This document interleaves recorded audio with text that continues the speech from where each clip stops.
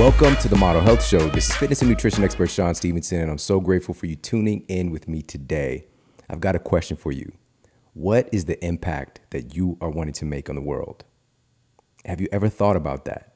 You know, sometimes, especially with all the things we have going on in our lives, we can get caught up in the day-to-day. We can get caught up into our own problems and forget why we're really here. And for me, it's truly to give our gifts, our talents, and capacities.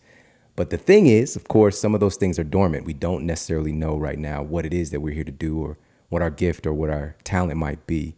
And today I'm hoping to draw some of those things out of you with the conversation that we're going to have with somebody who knows a thing or 27 about impact. Before we do that, I want to give a quick shout out to our show sponsor, Four Sigmatic. I bring this, it's like that old Visa commercial, Never Leave Home Without. I think that was Visa, maybe American Express, I don't know. Never leave home without it because the stuff just works. And last night, for example, been on the road quite a bit just to help with the sleep. The Journal of Pharmacology, Biochemistry, and Behavior did a recent study and found that reishi significantly decreases sleep latency. So you literally fall asleep faster. All right. And they found that this increases overall sleep time. Plus, it increases deep anabolic sleep and your light sleep as well. All of that from reishi. And here's the thing, without side effects, all right? Reishi has been around for about 2,000 plus years, documented use, and it's something that we can lean on rather than the conventional medicine approach, all right? So I wanna make sure that you have these things in your hand. The important thing to understand, you don't wanna just go out and buy any random company X reishi. The reason that I love Four Sigmatic is that they do a dual extraction. So they do a hot water extraction and an alcohol extraction. So you actually get all the stuff that you hear about in these studies, you actually get it in the product. And so with the hot water extraction, you're gonna get the beta glucan components. And with the alcohol extraction, you're gonna get more of the hormonal components, the terpenes and things of that nature. So make sure to check them out ASAP. It's foursigmatic.com/model, and you're going to get 15% off. That's FOURSIGMATIC.com/model, 15% off everything. All right. Make sure to head over and check them out. And also, by the way, speaking of sleep, I just came across a study, and this was from the International Association for the Study of Obesity.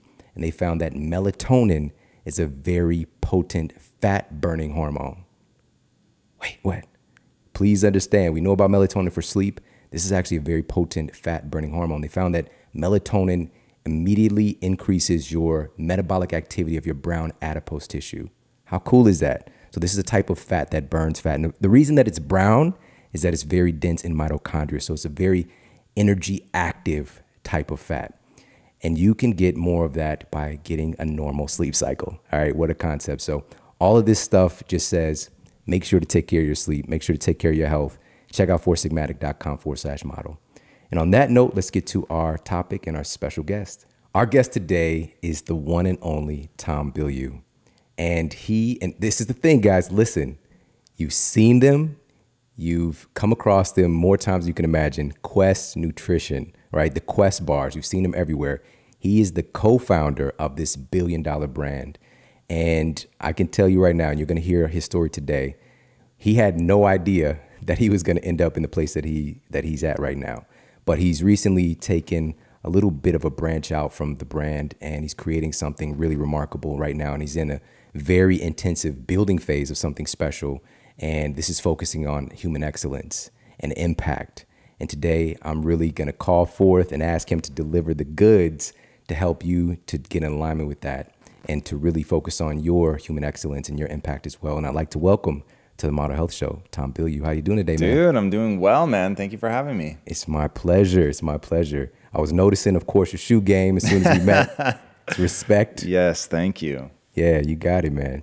So I would love to start with, if you can let everybody know, pre-Quest, what was your path? You know, what were you dreaming about? What was the things that you were wanting to do? Really depends on when you tap into my life story. So in the beginning, it was I wanted to be a filmmaker. And growing up as a kid in Tacoma, who my family teetered between blue collar, white collar, there was a time where my dad was a purchasing manager, and then he was a mechanic and unemployed. And so it was a world in which the idea of getting rich was very exciting to me. So I wanted to become a filmmaker and get rich in the process. And as a child of the 80s, like the film industry, man, like that was just how you made a lot of money. It was either that or be a doctor. And I certainly didn't understand the financial system. So there was no sense of like, oh, I could go be a banker. That wasn't even on my radar. So I wanted to get rich making movies. And there were actually two things I promised myself as a kid. One day, as a chubby kid growing up in a morbidly obese family, I was like, one day I'm going to be rich, and one day I'm going to have six-pack abs. And those are like the two things. I had no idea how I was going to accomplish it, but those are the two things that I knew that were going to be true in my life at some point. And so I go to film school, make a very long story short. At first, it looks like I'm going to crush it, and then in the end, I fail miserably. And I graduate from film school at a time before the internet, before YouTube. So if you didn't walk out with a senior thesis film that crushed, like good luck getting being able to direct, because you're gonna have to convince somebody on the low end to give you $100,000, right? Which is no easy task for somebody that doesn't have money or know anybody with money. So when I graduate feeling like a failure, I literally have no idea what I'm gonna do with my life. I go through that, like, I always say I was flirting with depression. I just didn't know what I was gonna do with my life. I felt hopelessly lost. And at that point, end up teaching, and I meet these two guys. I was teaching filmmaking, and I meet these two guys who say, look, you're coming to the world with your hand out, and the reason that you're not able to make the movies you want to make is you don't control the resources. So come get rich with us, come into business, right? Get rich, and then you can go back and control the resources. And I thought, wow, that makes a lot of sense. And these guys were yoked, by the way. So these two like bodybuilder dudes, I'm like, they have six-pack abs and they're rich. Like, these are the guys, like I need to follow these guys. So they said, they hired me as a copywriter and said, don't think of yourself as a copywriter. Think of yourself as being in a startup. You can have any role you want in the company. You just have to become the right person for the job. So man, I went all in, and it was all about money, and I was dreaming about money. I was chasing money, and it really pretty rapidly stopped being about film, and it just became all consuming. I want to get rich. And that ends up having very negative consequences in my life. But if you want to know what I was thinking about, what I was dreaming about, what I was chasing, that was it, money. Wow, wow. I was not expecting to hear that for the initial story. So, and really quick, with the film industry, filmmakers, who were some people that were kind of your idols? Man, what an awesome question, because you get to find out what people are really about when they say they want to do something. Like, who do they idolize? Who do they want to be? Yeah. And for me, like, I absolutely love Kubrick. I think he's the most talented filmmaker in terms of his ability to utilize all the tools that cinema has at its disposal and affect me personally as Tom Bilyeu on an emotional level. Yeah. But the filmmaker I want to be is Steven Spielberg. Yeah. And when I look at his trajectory, I love his films, and they weave the fabric of my entire childhood with the different stories that he told. He's continued to grow and develop as a filmmaker, but most importantly, he created a studio. So he was an artist that understood that if you really do want to control the art, like at some point you have to control the finances. You really do have to control the studio. You have to become your own entity so that nobody can tell you no, nobody forces you to say yes. So it is the journey that as a filmmaker I want to go on. Wow, that's remarkable. Can you share some Kubrick films with folks so they know who he is as well? Well? So A Clockwork Orange, 2001: A Space Odyssey are probably Classics. Two of his most famous. Eyes Wide Shut is another one of his. Barry Lyndon, The Shining, how could I forget that? So really, he made very few films, if I remember right. It's something like 13 films. Yeah, it wasn't that many. But whoa, the impact that he's had, not only on audiences, because a lot of his movies when they came out were just smashes. Yeah. But also on filmmakers. Yeah. And so he's one of those directors that's like the filmmaker's filmmaker.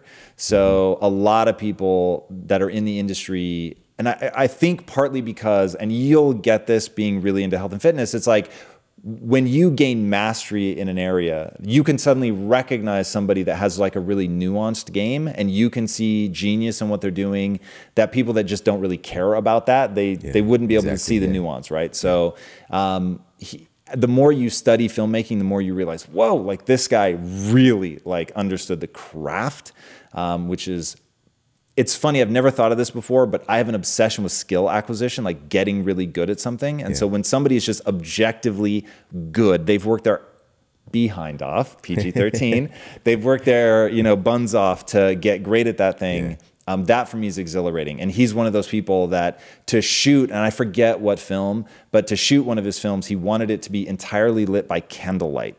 But the lenses didn't exist. Like there was no way to do that. So homie had to go work with, I don't remember who, but he worked with a lens maker to come up with a lens that up till that point didn't exist so that he could capture the vision that he wanted to capture. Incredible. Like that's about skills, right? That's understanding the tools that you have and then really making something extraordinary as a result of that. So he reverberates through the industry itself, I think even more than popular culture. Yes, I want to come back and talk more about the skill acquisition. But you were on the money train. You went from this dream of being a filmmaker to now you're full on the money train. Hashtag Wesley Snipes and Woody Harrelson, I think. But so what happened? What happened from that? Well, so that in the beginning it was so clear, right? I want money. I knew what I had to do. That became the filter by which I judged all of my decisions, when to work, when not to work, whether to spend time with my wife or not spend time with my wife. And so it was just all in on business. And in the beginning, it was actually quite beneficial. So I knew the skills that I needed. I had to get good at business. I had to think like an entrepreneur. I have exactly zero entrepreneurial instincts, zero. And so people want to know whether you need to be born an entrepreneur, if you can become one. I sit here before you as a testimonial to the fact you can become anything you want. So in chasing money, I realized I had to get really good at business, and that I just went hard down that path. And in skill acquisition, trying to get better, trying to learn how they think, understanding finance, understanding management, like just understanding that whole game, which is a very big and complicated game. And then probably about 6 years in, I woke up one day and realized I hated my life. And it's a slow slide, right? So it's not like literally I woke up one day and thought I was happy the day before and realized I was miserable. It was, oh, this kind of sucks, but it'll be over soon. Oh, wow, like this is taking a lot longer than I thought. And when I got into business, I thought it would take 18 months and we'd sell the company, get out, and I'd be able to direct a film. And 18 months turns into the 6+ years. And so somewhere in there, it stopped giving me energy. It started taking energy away. I started to feel really drained.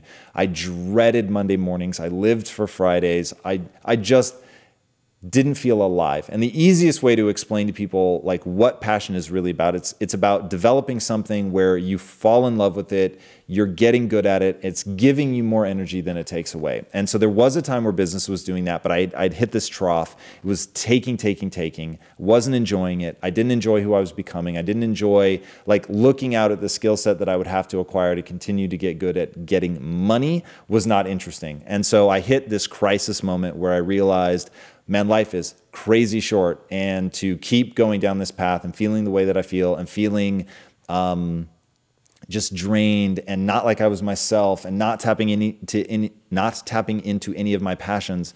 And the way that I always explain it to people is Superman, right? Superman's just another dude, unless he's in the yellow sun. And the yellow sun gives him all these extraordinary powers. For me, that's the perfect allegory for passion. When I don't have passion, I'm just like everybody else, man. But when I'm passionate, I'm unstoppable. I actually feel superhuman. So, but now chasing money, I realized I didn't have a passion for money. Money is inert. Money doesn't do anything in and of itself. You could burn it and release heat energy, but that's essentially it. Money is a facilitator. It makes other things possible. Now, I'm a huge believer in money. I want more money, but it's only because I know what I'm going to do with it. I have a why. Why do I want to make the money? And you asked it in the beginning, what's the impact that you want to have on the world? I know what the impact I want to have is, and it requires capital. But I didn't have that at the time, so I completely burned out. Wow. So just to take a step back, I'm curious about, with Quest specifically, why go in on that particular medium with the nutrition bars, and what was it about the formula? Why do you think it really took off? Yeah, so Quest was in many ways a reaction to just the naked chase of money. It was pushing back against the misery. It was actually born out of misery. So going into this position, I get into a really dark place. I realize I'm not doing anything that makes me feel alive. I'm out of my yellow sun. I feel like a normal human being. I am deeply unhappy. I'm flirting with depression again for the first time in my life since I had graduated college. And I wanted to do something that made me feel alive. So I went into my business partners and I said, look, you guys, this has been amazing. I've learned so much. I can't keep doing this anymore. I am literally dead inside. Like this is so miserable. I can't stand the thought of another day. And by that point, I'd earned equity in the company. And so I said, look, here's your equity back. If I don't cross the finish line, I don't think I should get anything for this. You know, best of luck, but I'm going to go do something that makes me feel alive. And I was making more money than I'd ever made in my life at that point. It was just like literally living the cliche of money can't buy happiness. So I go home, driving back, and I'm pulling into the driveway at my condo at the time. And I called my wife and I'm like, I did it. Like we're out. We were going to move to Greece. It was going to be amazing. We were going to only do things that made us feel more alive. And my partners called me on the phone. They're like, hey, look, come out to dinner with us. And they ended up saying the now famous words, at least for me, we could do this without you, but we don't want to. Oh. And in that, it let me reconnect to something other than money. And because at that point, I didn't feel like I had anything to lose, it was like, if I was going to go back, it was only going to be on my terms. So I said, look, here's the truth of who I am and what I've been fighting against in this chase for money. I care about the brotherhood way more than I care about success. Like that connection, that's real for me. That gives me energy, it doesn't take away. I want to bring value to people's lives. I don't care if it's more profitable. I want to do something that brings value. If that also, by the way, is profitable, I love that, right? But that, I can't lead with profitability anymore. I want to be who I really am. I want my real personality to shine through the company. Whatever, if we were going to do another product, it would have to be something that we believed in, that ignited our passions. And I opened a gate. Up until that point, we'd had such a commitment to each other that we would do whatever it took within our code of ethics, but we would do whatever it took to build this business. And now I was saying something fundamentally different, which is I'm only interested in being passionate. I'm only interested in delivering value. And if that happens to work as a business, great. But if it doesn't, I don't care. So that's literally, because to go in and quit was such a huge emotional thing. It was so difficult to do. And so I wasn't going to get sucked back in unless it was going to be beautiful, right? It was going to be a beautiful thing in my life. And so they were like, you know, we actually feel the same. We felt the same for a long time too. We just sort of all got caught up in this trap of thinking, hey, we're about to sell, we're about to sell, we're about to sell. And that just kept receding. And so in that, I realized the struggle is guaranteed, the success is not. So you need to actually enjoy the day to day. Like whatever the grind is, the grind in and of itself needs to be fun. Now you'll get this because you're in fitness, right? You need to find a way to enjoy the process of going in and lifting heavy weights. You need to find a way to enjoy the process of not eating something, of doing the cardio, right? There needs to be something in that process that actually ignites something that gives you energy and doesn't just take. Business is no different. So because of that, for 3 very different reasons, by the way, we settled on getting into nutrition. Now, for me, I'd grown up in a morbidly obese family. There's a great quote often attributed to Mother Teresa. I'm not sure if she actually said it or not. And that's, no one will act for the many, but people will act for the one. And so I just thought of my mom and my sister. Now, I'm not a fool. There are hundreds of millions, if not 1 billion plus people that struggle with food exactly the same way that they do. But they're the ones that I know. They're the ones that, like, the thought of losing them too early because their diet is terrible is just crushing. I had an uncle that died of obesity-related complications when I was 12. Like, my mom and my sister have been morbidly obese there essentially my entire life. I mean, it's just like this brutal, brutal cycle. Yeah. And so telling them to eat less and exercise more just, it's not working, right? Like, hey, jig is up. Like, we've tried it for 70 years or whatever, telling the world to eat less and exercise more. And it works for a very narrow band of the population, and they get amazing results. And that fools us into thinking that it's a global solution, but it's just not. And so what we wanted to do was make food that people could choose based on taste, and it happened to be good for them. And when it got hard, I just thought about my mom and my sister, and they were so real and something I was so passionate about that it became easy to fight. Mm. And that was the birth of Quest Nutrition Bars. That was the birth. And so to the question that you asked, like what made it work, there were really 3 things. 1, the product was awesome. 2, meaning there was nothing on the market that tasted as good as that, but didn't have sugar. Yeah. The reason we were able to make that bar, because I'm sure many other people had formulated it, the reason that we were able to make it is because we became our own manufacturer and then engineered our own equipment. So nobody had like been willing to take that leap, right? Everybody was using co-manufacturers, which I totally get it. But in the beginning, we had to do it ourselves to show people that it could be done. So that was huge for us. And then from a marketing perspective, we were all in on social from day one. So this was before people were doing social. I remember the debate at the time. We started thinking about this in 2009. And the debate at the time was, is Facebook just a distraction? Will it ever be useful for business? And we were like, it's pretty obvious because it's just a megaphone. You're giving people the ability to have a global interaction within minutes of dealing with your company. So if you give them reason to say something positive, they can say it to a global audience. I mean, now this seems so self-evident, but you have to understand in 2009, no one was talking about this.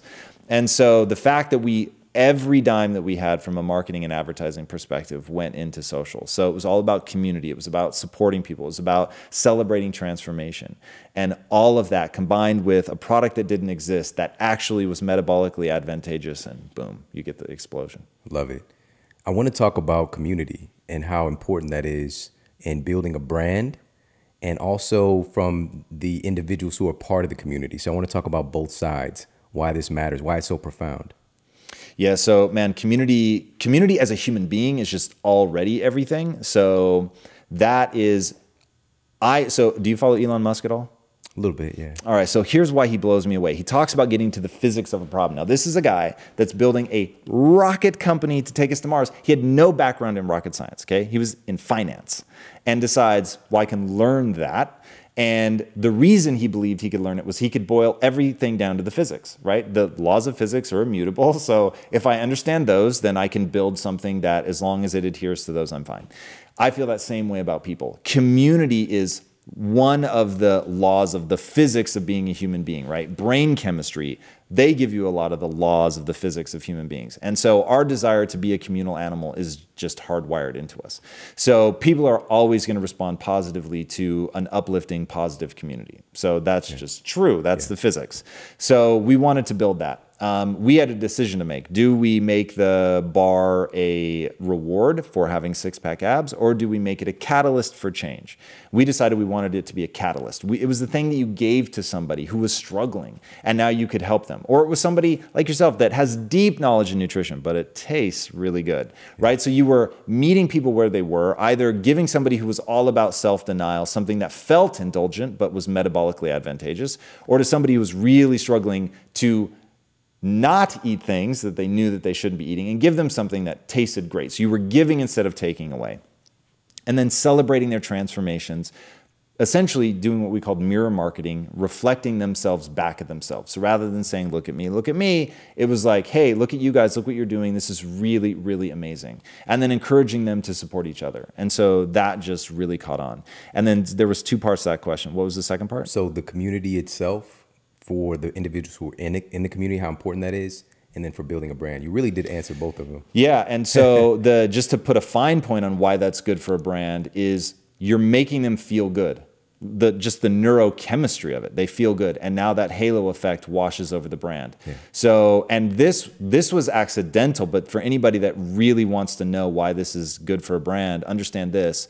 The world is changing, okay? So generations go in cycles of what they want, what they value. Money comes and goes. Sometimes it's more about community and connection. And we're going, like, millennials kicked it off. Gen Z is going to take it to a whole nother level. Now, for someone like me, this is a magical time because I'm wired for connection. Like, whatever that spectrum is, where some people maybe, yeah, it's fine, but they don't really, like, go hard on it. And then other people are, like, almost to their detriment, like, really about connection and team and all of that. I'm over here on that side of the equation. So I love connection like that. My wife is the most important thing in my universe because that, like, connection with her is like a drug for me.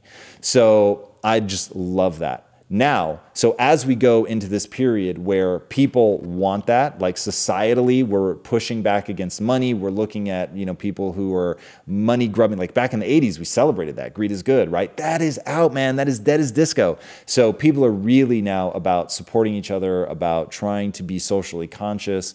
And so as we get into that, people are demanding that companies aren't nameless, faceless organizations anymore. They want to know who's behind the company. They want to know, if I support you with my money, what do you do with the profits? Like, what is your ethos? What do you stand for? Like, what are you going to put out into the world? Literally, what is the impact that you want to have? They want to know that about the companies, about the people. And so if you can step out front, if you can say who you are, right? You know this, you're a personal brand. Like, it's really about being you. It's about being authentic. It's about inviting people into your world. So it's changing now in a really dramatic way. So if you're from an authentic place, building a community, the people go, okay, I get what they're about. They want to see other people do well. They want to support the people that are using their product. It's not just about taking the profitability. It's about really investing in that community and doing something amazing. And the brand just gets all of that warm emotional glow. I love it, man. So at this point where we are right now, so you really executed on that. Obviously, you took Quest to, again, billion-dollar brand, but you made a pivot recently. And as I'm looking at your incredible painting up here of Michael Jordan. Yes. First, tell me about this.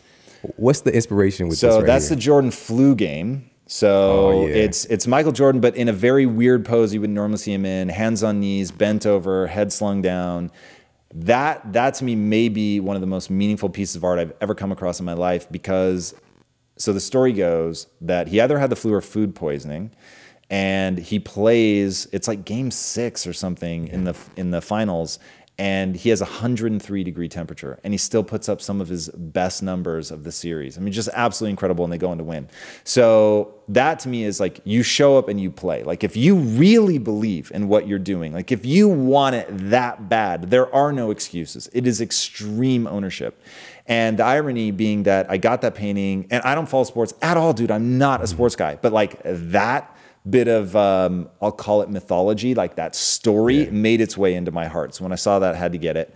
And like, I don't know, 2 months after I got that, I got really sick, like really sick. Fever, like not your normal cold. This was like an all-out flu. It was gnarly. And I had a double episode. Jim Quick, our mutual friend, the reason that we are here together, he was one of the 2 people coming on. So, and I remember waking up that morning and being like, I don't know how I'm going to do this. Like, from I want to do this. But you know, when you get those chills where just moving, your body's just overcome with like shivers and chills. It was one of those. And I was like, I don't have 1 episode, I have 2 episodes. And so this is obviously happening over multiple days. The first day that it really was just brutality, I had to prepare. Now I do just an enormous amount of work, preparation, hours and hours and hours and hours and hours. And I had to do all of that with 103-degree temperature. And then I had to show up the next day still with a crazy temperature and actually do the episodes. So that to me, like that whole time I was just thinking about Jordan. Like, if you want it badly enough, you show up and you play. Wow. So that's one takeaway. Another takeaway is be careful what art you pick. So, yeah, exactly, right? That's amazing, man. And this just reminds me of my friend Eric Thomas, the motivational speaker, who, you know, he's the guy who really pushes into public consciousness. When you want to succeed as bad as you want to breathe, then you'll be successful. And, you know, so many of us today, because we, you know, with social media, we see so many ideas and facades and stories of what success can look like, but we don't actually know what it takes to attain it. And there are different levels to this. It really, again, everybody today is just about what feels like success for you, what feels like impact for you. You don't have to go out with 103 fever and score 40 points. You know what I'm saying? If that's not your path, but sometimes that is in your own way. And how much do you really want it? Can you make those action steps and just keep moving forward, even when it's like major struggle going on? And so for me, even today, I was just talking about this. My greatest motivator, my greatest driving force is growth. And so every day I just have to get at least 1% better. You know, this might be in relationship context. It might be in finances. It might be in my physical health, but just 1%. Then at the end of the day, when I lay my head down, I feel successful. If I don't, which has been a long time since I felt this, but I feel like you said earlier, dead inside. You know, I feel like a White Walker, you know, and it's as simple as making these small mandates, small switches in our psychology. So I would love to talk about the pivot now, you know. So you branched out, you shifted your focus to something new. What was the catalyst for you doing that? So I always knew that there were 2 problems I was meant to address. the pandemic of the body and the pandemic of the mind. Now, the pandemic of the body is easy for people to see, right? When you die of diet-related complications, it happens very visually. Usually the person is overweight dramatically first. If they get diabetes or something like that, you know, they could literally be amputated starting at the toes and working their way up. So it's just a very visible problem. The pandemic of the mind, on the other hand, is very subtle. It's just a life that's unoptimized. It's feeling dead inside. Now, it can go all the way to suicide, and there are some terrifying statistics about suicide rates. And in young men in Australia, it's the leading cause of death. In young men in America, it's the second leading cause of death. So, I mean, that's already scary. But let's back up to the more insidious, because it's really invisible, and just anxiety, depression, never feeling like you could achieve something. And so a lot of this, you know, I'd love to say that there was like one sort of hard line moment in the sand, but it really went like this. When I was in college, I big brothered. And it ended up being like an 8.5-year relationship with this kid that grew up in South Central Los Angeles. He was adopted and abused by his adoptive mother. So I mean, it was just a crazy, crazy situation. I ended up being the guardian of the court system when he got taken into foster care. So I mean, this like really left an impression on me. And it was such a long relationship. Until my wife, he was the longest non-familial relationship I'd ever had, which is pretty crazy. I'd never even thought about that till literally right now. And so he was like this huge thing in my life. But the foster care system ends up moving him so far away that I lose contact with him. And then I go at Quest, and we start manufacturing, and manufacturing is sort of by nature going to be in the inner cities again. And now I have, say, 800 employees from the inner cities. And in the beginning, for the first couple of years, I interviewed every single one of them. And for the first year and change, I was working on the production line every day, side by side with these guys. So really got to see the impact of the inner cities and expectations on them and the way that they think and their vision of what their future is going to be. And I remember one kid, after working with me for a year or something, comes and goes, you know, for the first time, I actually have hope for my future. He was like, I never thought about my future before, because it was, you either die or end up in jail. He was like, so I never really thought about it. And he was like, but now I'm actually hopeful and excited about my future. And I was like, whoa. And so that whole process just made me realize that the frame of reference of somebody who grew up in the inner cities is so terrifying because it's so limited. And I started thinking of this concept. I called it mining for astronauts. And because it was just like this concept, you can be anything, man. Like whether you're from the inner city, whether you're from a rural village in South America, Africa, whatever, it does not matter. Like humans are capable of the extraordinary when they put in the work.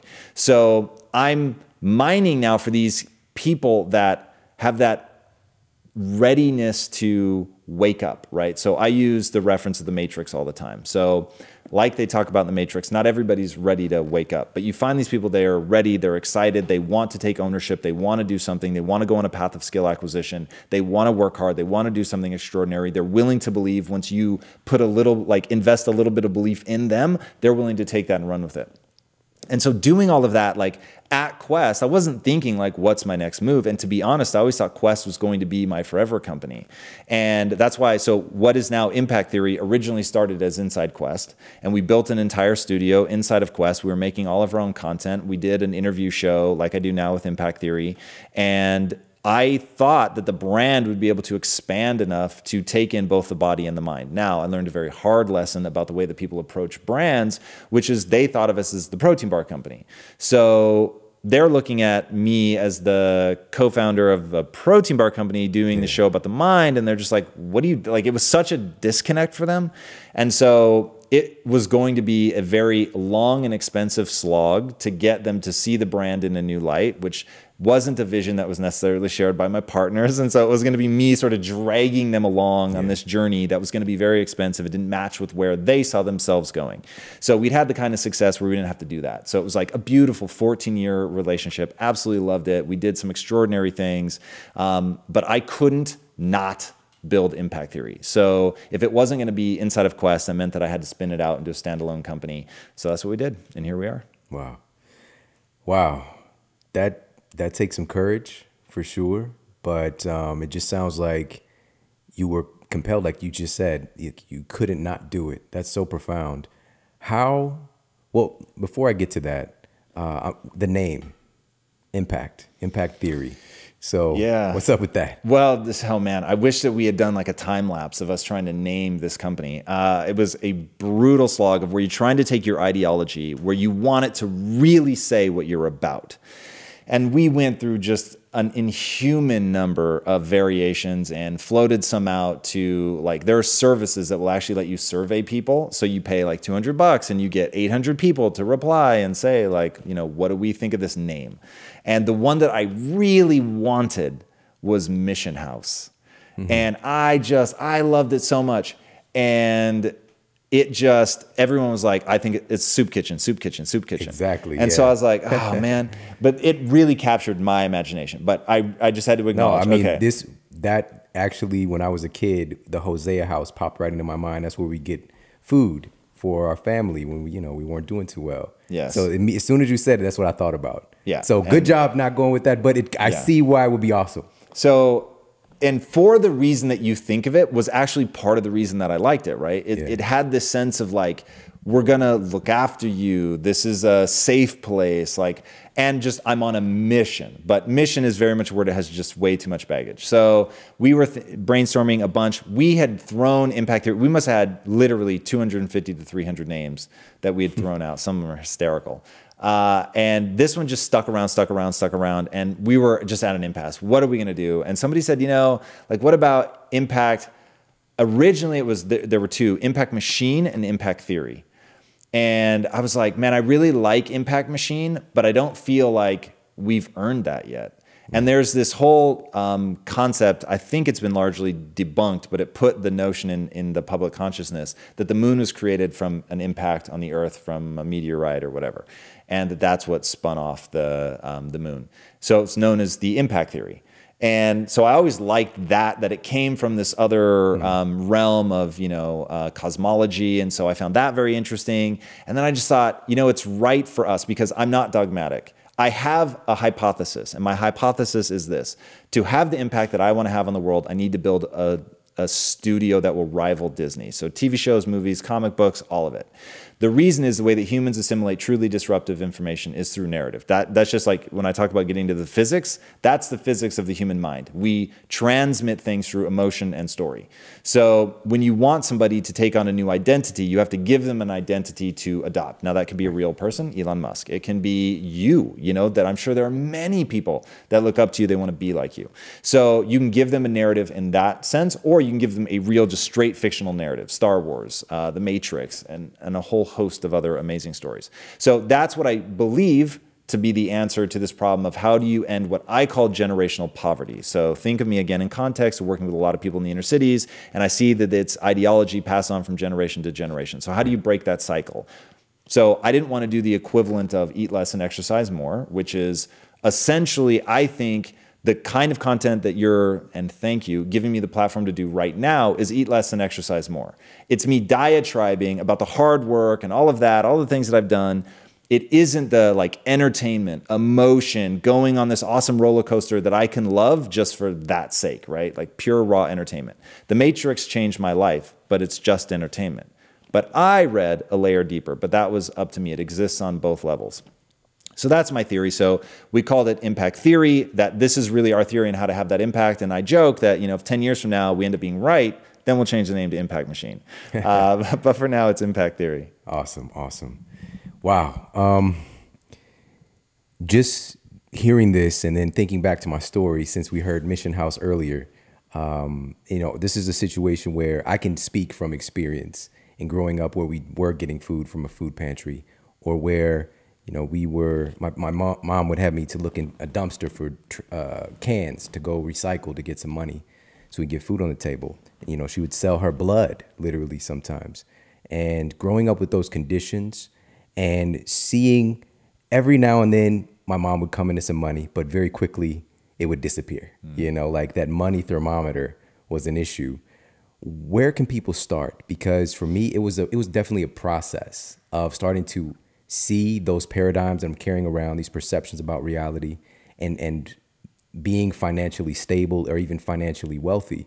So where can people start to get from that poverty mindset to more of a mindset of success and abundance and access?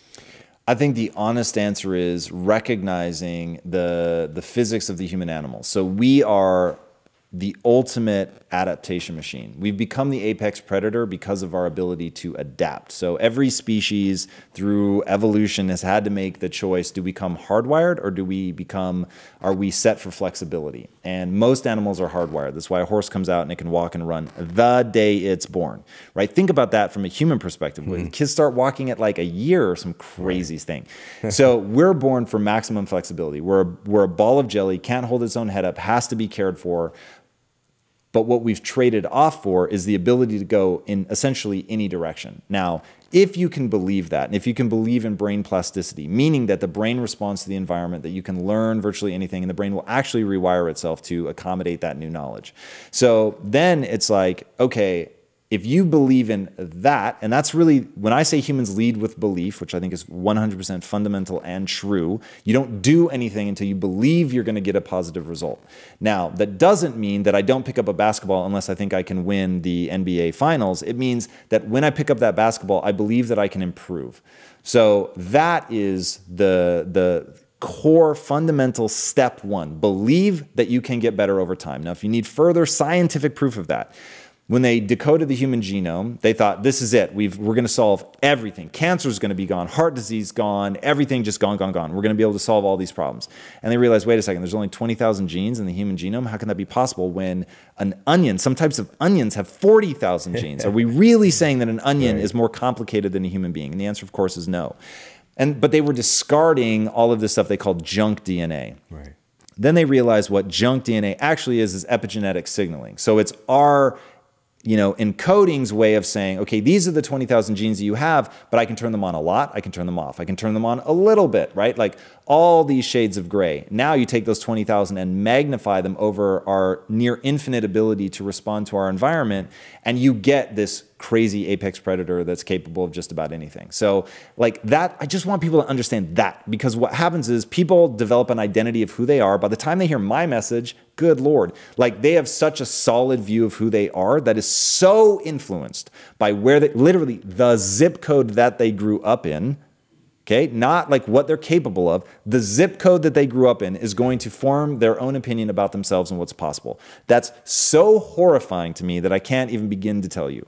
So just believe humans as a species can adapt in any direction. Now, people will believe it as kids. They have a harder time believing it as adults because there are things that are slightly more stubborn and all that, but you still can change in any direction that you want if you're willing to put the time and energy into it. If you believe that, the poverty mindset will rapidly vanish. Absolutely. And one of the reasons for kids being much more malleable is that before the age of about 6 or 7, we spend a lot more time in theta. So this is kind of like a hypnotic trance in a way. So this is why kids are so impressionable. Easter Bunny is real. Santa Claus, everybody's, the Elsa, Ninjago, all of these characters are very, very real. And it's not until, we get around that age that things start to become more solidified. We start to spend more time in beta and a little bit more analytical about things. But we're very impressionable. And so that's really what I want to talk more about is once we start to solidify our beliefs and they start to become a lot stronger and more anchored, and we start to, and here's something interesting I think about people as well, is that we find data constantly to back up what we believe, right? So my question then is, what's like one or two action steps we can do to start to find evidence of other things? Man, well, in today's age with social media, finding evidence of other things is very, very easy. The catch is, like you're pointing out, how do you open yourself to being changed by that? So there's two things that you need to do. One, you have to change your identity, and identity drives behavior, even if that behavior is what to choose to believe. And so if part of your identity, like mine, this is so core to who I am. I'm not dogmatic, right? Look at the name of the company. We just went through the whole diatribe about it. I refuse to name it anything other than theory because I want to remind myself that I'm open to being wrong about this. Love it. That I have, my mission is important to me, right? getting people to think in a way that's empowering, I think is the lead domino that then has a massive impact on the world. So, and I think I know the way, but it's a theory, right? And so we'll see if it ends up playing out. If it doesn't, I'll switch and change direction. So that's a core part of my identity, is to be open to new information. So people need to adopt a very open identity so that they'll take in this new information. The second thing is, what do you build your self-esteem around? Because it matters a lot. Now, most people, by default, build their self-esteem around being right, being smart, being talented, all things that they believe they were born with. That is a very fragile position to be in, because you can be a truly world-class athlete, but if you finish 8th in the Olympics, like, you're going to feel like a loser. That's what's crazy. Like, you're one of the 8 best athletes on the planet and you feel like a loser, right? So you have to be just insanely careful what you build your self-esteem around. So it is inevitable you're going to be around people that are smarter than you. It's inevitable that you're going to bump into people that are right more than you. In fact, I've never met a human being that wasn't wrong more than they were right. Even people that smashed it out of the park. Take someone like Warren Buffett. The vast majority of his wealth comes from like 3 companies or something stupid like that. So it's like, even he doesn't get it right every time, right? It's just that he's wise enough to learn from his mistakes, realize that he can get better, learn more, grow, make new decisions. So when you build your self-esteem around being right, being talented, being smart, it's just a death trap, because people need to feel good about themselves. They're going to move towards areas that make them feel good. So if you want to be smart, you're going to put yourself around dumber people so that it bigs you up, right? Conversely, if you switch what you build your self-esteem around to being the learner, for instance, to being willing to admit that you're wrong faster than somebody else, to identify the right answer no matter where it comes from, like, those are anti-fragile as defined by Nassim Taleb. And he said, look, he wrote this book called Anti-Fragile, and he said, at the end of the day, things that are resilient, tough, strong, they're all still defined by their breaking point. It's just that their breaking point is really far away. Something that's truly anti-fragile, the more you attack it, the stronger it gets. So imagine, I have the identity of a learner. I build my self-esteem around being a learner, which means when somebody comes and says, Tom, you're an idiot, I think, fantastic. I only have one question for you. In what way? Because if you tell me why I'm an idiot, now I can go figure it out. I can learn. I can empower myself. I didn't pride myself in who I am today. I pride myself in my willingness to stare at my inadequacies, to recognize where I need to improve. And then most importantly, I'm proud of the fact that I actually will put in the work. I will put in the work to go and get better. And I so believe that about myself that even in moments like that where someone is trying to attack me, and I have the chills right now, even when someone is trying to attack me, they only make me stronger, because I switched my identity. So it's, look, I feel this thing just like anybody else. I hate being wrong. It sucks. It's not fun. Like, we're hardwired for that. But at the end of the day, my identity kicks in and I remember, oh yeah, I'm the learner. So it doesn't, like, being wrong, I'm actually proud of being able to admit it. Oh man, that's just yesterday, as I mentioned, I was hanging out with Mark Sisson, who is this just a boss when it comes to the nutrition and this primal kind of paradigm. And he's, I believe, 64 years old. Wow. And he is in like the most amazing shape. And I asked him, you know, what his model is for everybody he's trying to set. He's like, I want to show people what's possible with 70. You know, what 70 really can look like. That's amazing.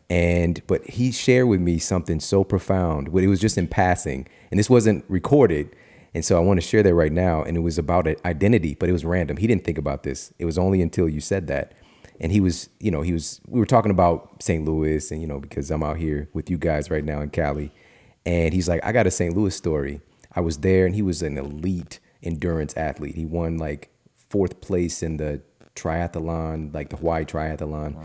And so he was there doing a competition. And the night before, in the hotel he was staying in, it was like a Holiday Inn Select or something like that. But there was like a class reunion.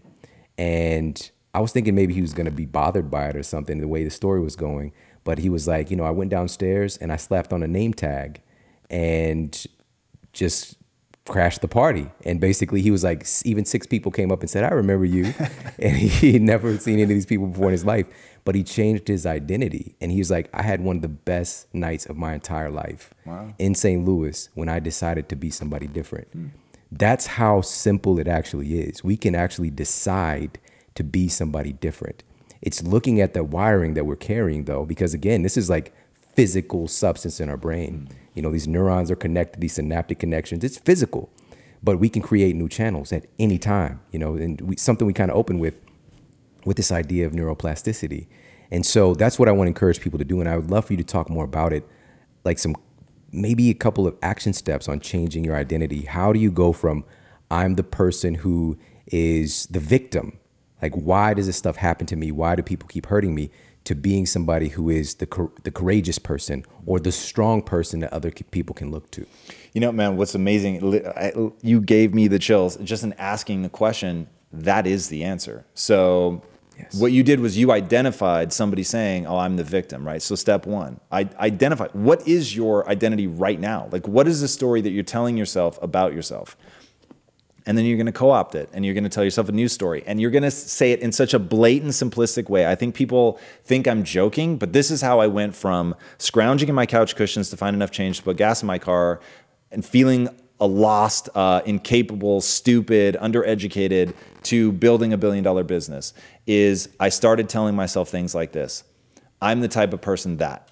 I'm the type of person that reads. I'm the type of person that isn't afraid to admit when he's wrong. I'm the type of person that will take a good idea from wherever it comes, whether it comes from the janitor or the CEO. Like if it's a good idea, it's a good idea. I'm the type of person that I used to struggle getting out of bed in the morning. So I'm the type of person that gets out of bed in 10 minutes or less. I'm the type of person that is always in shape, right? These were all things, by the way, that I was saying when I was 60 pounds overweight, when I was the guy that would argue for hours and hours and hours about something because I didn't want to admit that I was wrong, right? I was flipping everything about my identity that I thought was counterproductive towards taking me towards my goals, which, by the way, is a linchpin in all of this. You need to know what your goal is.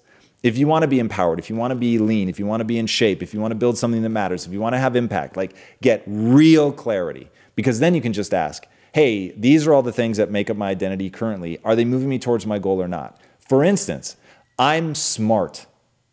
Okay, is that moving you towards your goal, yes or no? And that was a real breakthrough moment because that seems so like empowering. People say it to their kids all the time. Yeah. But when you take your identity from being smart, how do you react when something makes you feel stupid?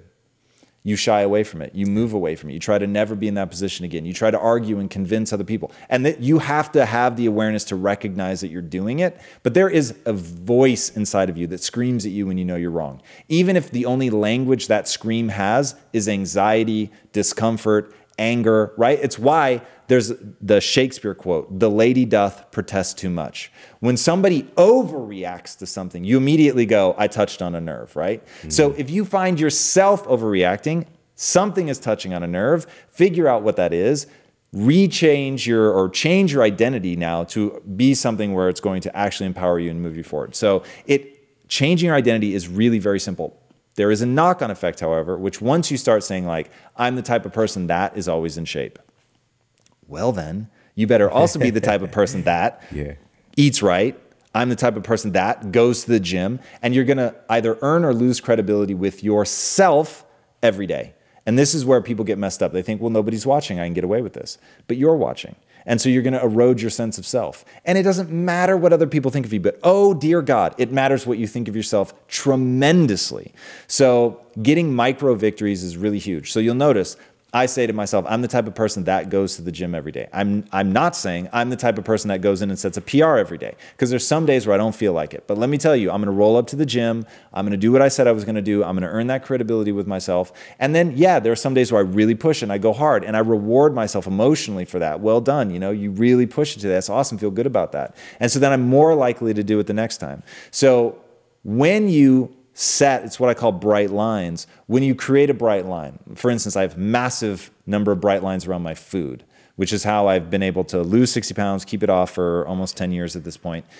Just bright lines. There are certain things that I eat, and that's it. Like I have a set number of calories for the day, and there are days, let me tell you, there are days I want to take my calories up. But I don't, because I have a bright line, right? Because I don't want to lose that credibility with myself. Yeah. So know that you're always watching. But if you do those two things, say I'm the type of person that, and then actually back it up with your actions, then you can change your identity startlingly fast. Wow, love it. And that is basically giving your belief legs is what you're doing. If your belief is sort of like this tabletop right here, and it's getting an affirmation, plus it's getting anchored deeper into your psychology. I love that. And it's so simple and it works. I would love now to let's talk about fitness. All right. Since you are talking about the training. So what does that look like for you today? What do you like to do when you go to the gym? Drop something on us, man. Well, it's so interesting. Earlier when we were talking, I was saying, you really have to find an intrinsic way to enjoy it. Yeah. Part of me was laughing because I really don't enjoy the gym. And so the thing that I've had to latch onto are the results. Like when I'm in the gym and I'm really not having a good time and I want to leave, I start thinking, what do I want out of this, right? So one thing that I want is longevity. I truly want to live forever. And while I don't think that motivates many people, that actually motivates me. And I believe so much in technology, and I'm a techno optimist. I really think if I can like make it another 30 or 40 years, that we'll hit a point where for every year that we live, we'll gain more than a year of life in just medical advancements. So I actually think that I have a shot at living forever. Now I live in the friction between, I think I have a shot at living forever, and I know that I could have an aneurysm before I finish the sentence and be dead. So like I get that both. I'm not, just living in the delusion. So that's part of what motivates me to push in the gym. The other part is I want to look good naked. And that's just me owning like the truth of who I am. I like strength. I like being powerful. I like feeling solid. All of those things are meaningful.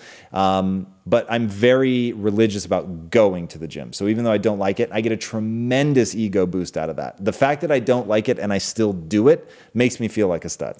Thank you for the honesty, because I just got a message from somebody a few days ago who's a part of one of my programs, and she just put herself out there. She was like, setting it up with, I'm sorry to admit this, but I don't like eating healthy. I don't like going to the gym. I don't like, and basically she had conditions stacked so much in her, against her, that no progress could be made. And that's what she was seeing in her life. And so there's a couple of things, like one of them is tying the action to something else. And another thing, you mentioned it earlier briefly, but it's falling in love with the process, finding something to love about it. And I thank you for sharing that, because I know there's a lot of people that feel the same way. And also, I've got to put this out there for folks too. It depends on the results that you really want. My favorite type of exercise is FUN, you know what I'm saying? Whatever it is that makes you feel good, whatever it is that you enjoy, and think outside the box. Like if you love roller skating, like throw those bad boys on and get your crazy legs on, do whatever you got to do. If it's dancing, if it's basketball, find something that you actually enjoy, to couple that with the stuff that you really need to do to get these great, exceptional results, if that's what you want. So I want to talk about that. So when you're lifting, so are you doing like power lifting? Are you doing like unconventional training? I do pretty standard bodybuilding lifting. Mm-hmm. So I do a push-pull leg split most of the time. And yeah, that has been my routine for a while. When I was in a really hardcore mass gain phase, I varied it a lot more. I was doing up to 2 hours in the gym, 6 days a week, and I never put on more muscle than in that phase. I mean, just the answer is almost always do more. But now I'm in and out of the gym between 45 minutes to an hour, sometimes like an hour and 10.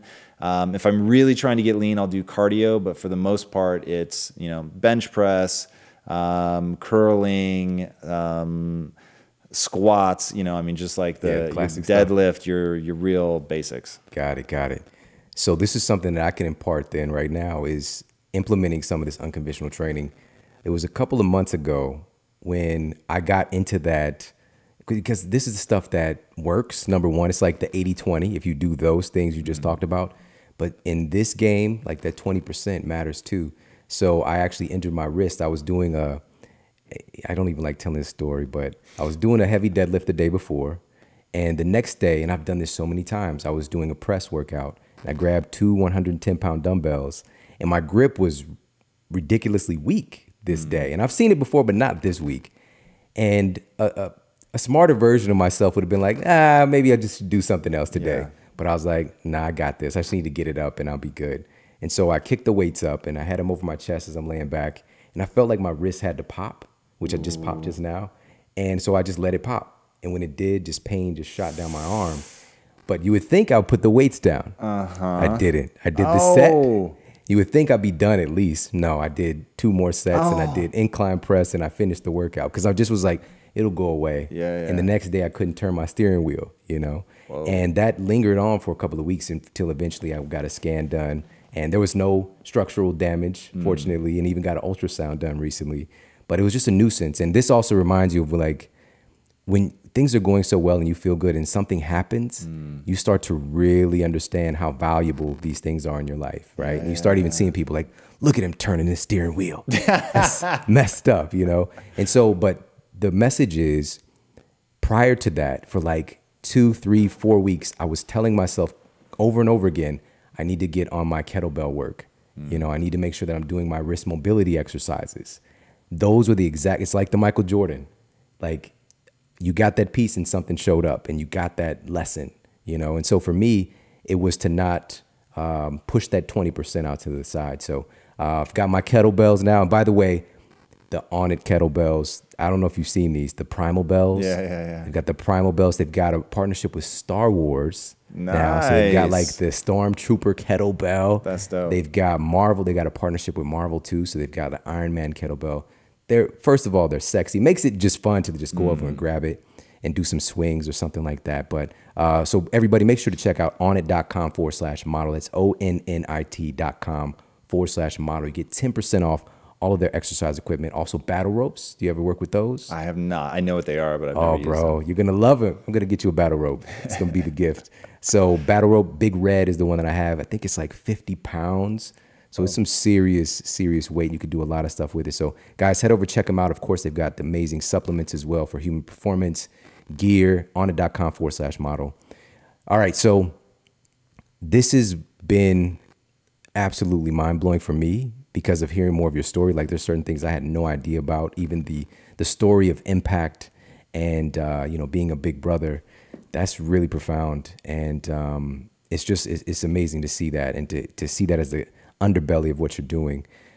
But I'm curious, when you made the decision, and I know that it wasn't easy, you know, with your partners, but I'm sure that there was some tension. So what would you say to people who are wanting to make a shift in their life, but the people who are currently in their life aren't 100% on board with what they're doing? What would you advise people to do in that situation if they're really passionate about that direction they want to go? Yeah, man. I may be the worst person to ask that because I don't struggle a lot with that. So for me, it's like, once I know what I want, then I've just learned that your life just keeps getting more and more miserable when there's something calling to you that gives you energy, that's going to pull you through hard times, going to pull you through boredom, and other people don't want that for you. Like, that, honestly, for me, looks like madness from the outside when I see people give into that. So like, I didn't have my first drink until I was 26. I never did drugs. Like, I just, peer pressure is just not my shtick. Yeah. So that never resonated with me.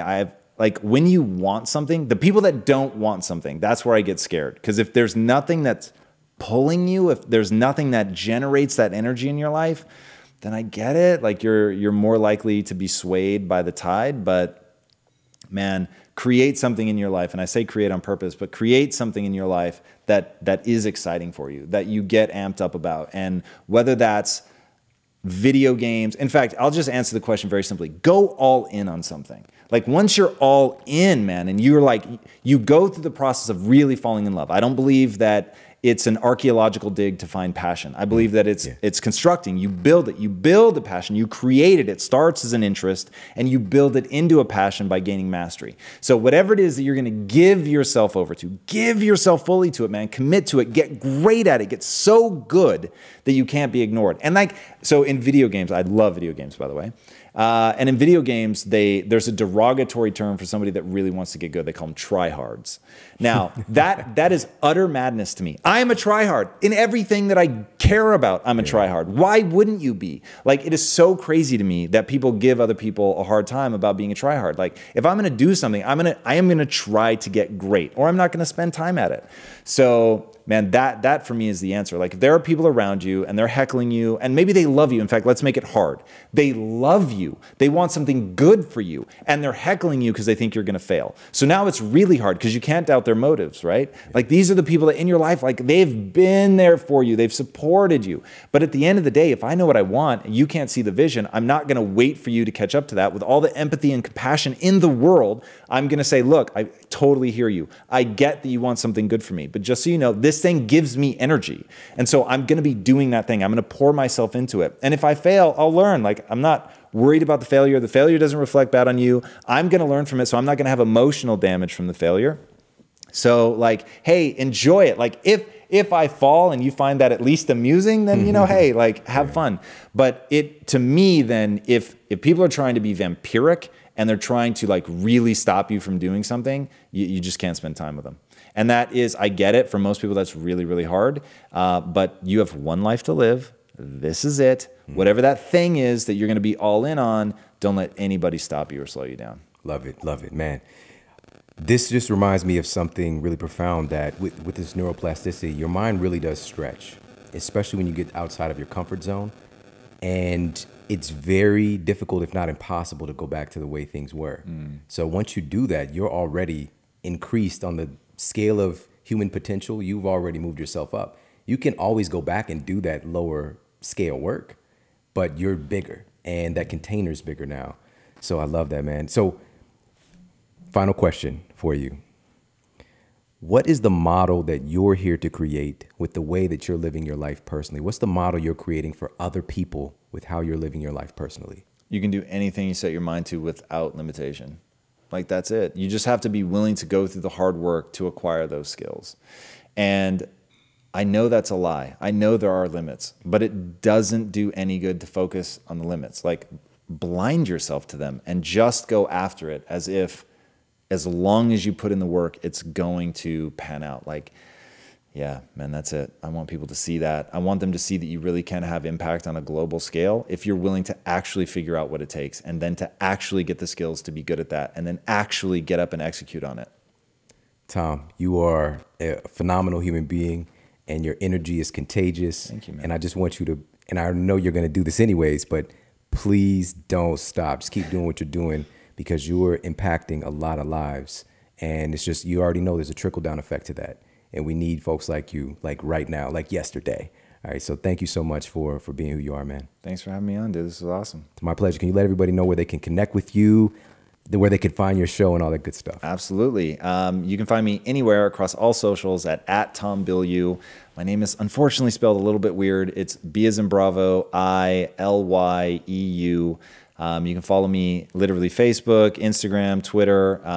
All of my content goes out on YouTube, so /Tom Bilyeu. And then if there are any movie fans out there, TV fans, comic book fans, I have a secondary channel called Impact Theory Studios on YouTube. Check that out. We just started, and we're doing reviews and things, all from an empowering mindset perspective. So the whole idea of Impact Theory, the studio, which is ultimately what I'm here to build, is about creating one type of content, and that is to tell stories of empowerment over and over and over. So you'll hear us dissect movies and TV shows and comics and all that stuff from the mindset perspective. Love it. Tom Bilyeu, thank you so much. There it is. Thanks for having me, man. Everybody, thank you so much for tuning into the show today. I hope you got a lot of value out of this. And if anything, I think that this is just a call to action to put yourself in motion, because I truly believe that in order for you to find that thing that you're going to focus on with giving your gift and the impact that you're going to make, it's probably going to be in the process of doing and taking action and growing yourself and focusing on, as Tom talked about today, just getting better. That's really the goal here. And it's never about perfection. It's just about progress. And in that progress, I guarantee you're going to find your gift. If you don't already know what it is. If you do know what it is, like I was talking with Tom, like yesterday, we need you. So start taking action. And I truly, truly do appreciate you immensely. Make sure to stay tuned. We've got some amazing guests coming up and some amazing show topics. And I appreciate you immensely. Take care. Have an amazing day. And I'll talk with you soon.